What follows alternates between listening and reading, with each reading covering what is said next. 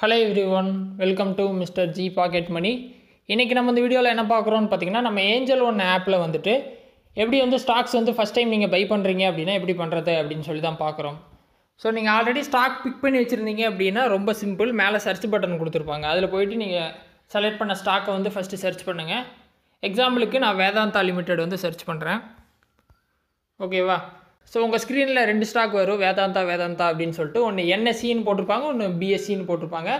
So 2 stock எக்ஸ்சேஞ்சிலையும் list ஆகிருக்கும். நீங்கள் ஏதாவது ஒன்று எடுத்துக்கிங்க, எந்த இது எடுத்தாலும் பிரச்சனை இல்லை.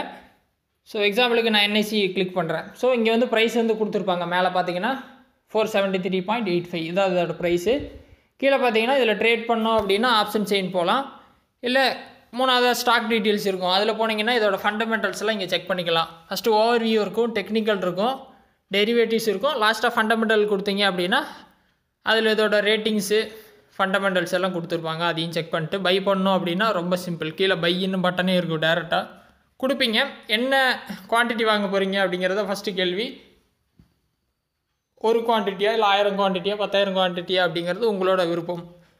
ஓகேவா? மேலே பார்த்தீங்கன்னா 3 ஆப்ஷன் இருக்கும். டெலிவரி, இன்ட்ராடே, பே லேட்டர் அப்படின்னு சொல்லி கொடுத்துருப்பாங்க.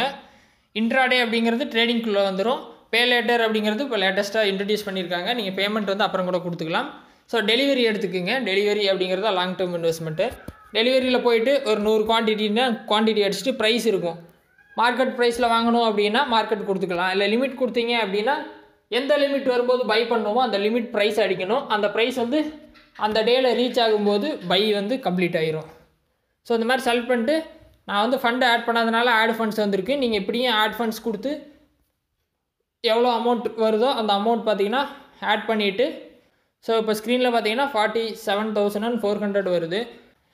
இந்த அமௌண்ட்டை நீங்கள் ரெஜிஸ்டர் பண்ண பேங்க்லேருந்து அனுப்புறதுனால அனுப்பலாம், இல்லை கூகுள் பே, ஃபோன்பே வழியாக அனுப்புறதுனால அனுப்பலாம். பணத்தை அனுப்பிட்டீங்க அப்படின்னா இங்கே வந்து ரிசீவ் ஆயிரும். அப்படியே கீழே பை வந்துடும். பை கொடுத்தீங்க அப்படின்னா பை ஆயிரும்.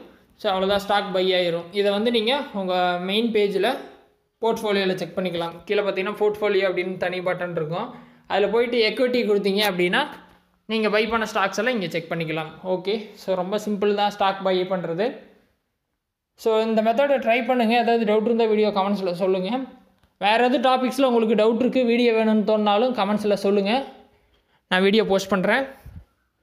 ஃபஸ்ட் டைம் சேனல் வந்துருந்தால் சப்ஸ்கிரைப் பண்ணி சப்போர்ட் பண்ணுங்கள். இன்னொரு யூஸ்ஃபுல்லான வீடியோவில் உங்களை நாளைக்கு சந்திக்கிறேன். நன்றி, வணக்கம்.